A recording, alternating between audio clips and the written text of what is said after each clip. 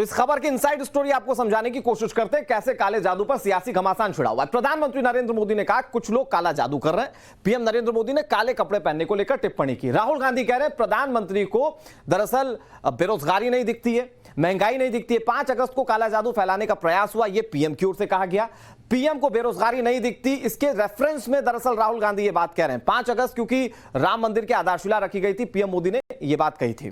काले जादू से जनता का भरोसा नहीं मिलता, पीएम ने इस बात को कहा। तो इधर राहुल गांधी कह रहे हैं कि अंधविश्वासी बातें कर रहे हैं प्रधानमंत्री नरेंद्र मोदी, यानी कि एक एक बात को किस तरह से पलटवार किया गया, यह ग्राफिक्स आपको दिखा रहे हैं। काला कपड़ा पहनने से निराशा का काल खत्म नहीं होता, ये पीएम नरेंद्र मोदी का तंज था कांग्रेस पर। जनता के मुद्दों पर जवाब देना पड़ेगा, ये राहुल गांधी इस पूरे बात पर कह रहे हैं। यानी कि वो कह रहे हैं कि आप हार रहे हैं लगातार, तो उससे काले कपड़े पहनने से हार नहीं खत्म हो जाएगी। तो राहुल गांधी ने क्या जवाब दिया वो आपको बताया। झाड़ फूंक के बावजूद जनता दोबारा भरोसा नहीं करेगी, पीएम नरेंद्र मोदी ने यह बड़ी बात कही। इधर ये राहुल गांधी कह रहे हैं काले कारनामे छिपाने की यह कोशिश है, यानी कि काले कपड़ों को लेकर जो तंज कसा गया, ये जो काले कारनामे जैसे शब्द का इस्तेमाल करते हुए राहुल गांधी ने वापस पलटवार करने की कोशिश की। लेकिन प्रधानमंत्री नरेंद्र मोदी ने क्या कहा, अब जरा वो खुद सुनिए। हमारे वीर स्वतंत्रता सेनानियों को अपमानित करने का, इस पवित्र अवसर को अपवित्र करने का प्रयास किया गया है। ऐसे लोगों की मानसिकता देश को भी समझना जरूरी है। हमारे देश में भी कुछ लोग हैं जो नकारात्मकता के भंवर में फंसे हुए हैं, निराशा में डूबे हुए हैं।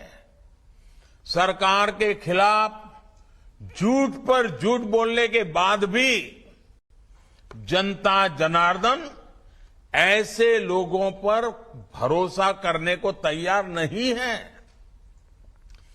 ऐसी हताशा में ये लोग भी अब काले जादू की तरफ मुड़ते नजर आ रहे हैं।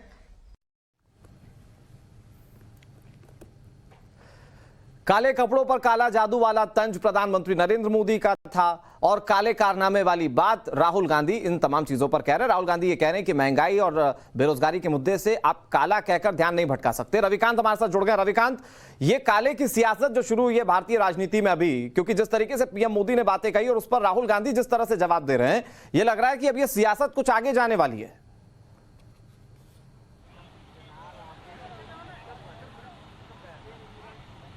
देखिए अनुराग, जब प्रधानमंत्री ने इस बात का जिक्र किया कि देश आज़ादी का अमृत महोत्सव मना रहा है और उस दौरान कांग्रेस पार्टी के जो तमाम बड़े नेता हैं वो काले कपड़े पहनकर प्रोटेस्ट कर रहे हैं, वो एक तरीके का तंज था प्रधानमंत्री का ऑपोजिशन के ऊपर कि जिस वक्त हम कंस्ट्रक्टिव और सकारात्मक बात कर रहे हैं उस दौरान इस तरीके से प्रोटेस्ट हो रहा है, क्योंकि पार्लियामेंट की प्रोसीडिंग्स को ऑपोजिशन चलने नहीं दे रहा था। और ऐसे में जो जनता का विश्वास है ऑपोजिशन के ऊपर से वो उठ गया है और इस तरीके के विरोध प्रदर्शन से वो जनता का जो ट्रस्ट है वो हासिल नहीं कर पाएंगे।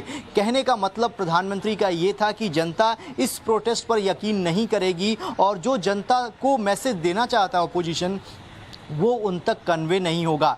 लेकिन राहुल गांधी ने एक कदम आगे बढ़ के प्रधानमंत्री और जो मोदी सरकार है उसके ऊपर आरोप ये लगाया है कि प्रधानमंत्री पद की गरिमा होती है इस तरीके से काले जादू, काले कपड़े के बारे में प्रधानमंत्री बात करके जो रियल इशू है उनसे ध्यान डाइवर्ट कर रहे हैं। आपको याद होगा कि 2014 में जब सरकार बनी थी उस दौरान ये कहा गया था कि जो काला धन है वो वापस लाया जाएगा, उसके लिए SIT का गठन किया गया था। लेकिन अब तक कितना ब्लैक मनी वापस आया है इंडिया में, ये बातें कांग्रेस पार्टी की तरफ से पूछी जा रही हैं मौजूदा सरकार से। वो भी अपने आप में जेन्युइन है क्योंकि ये जनता को कह के सत्ता में वापस आई थी भारतीय जनता पार्टी।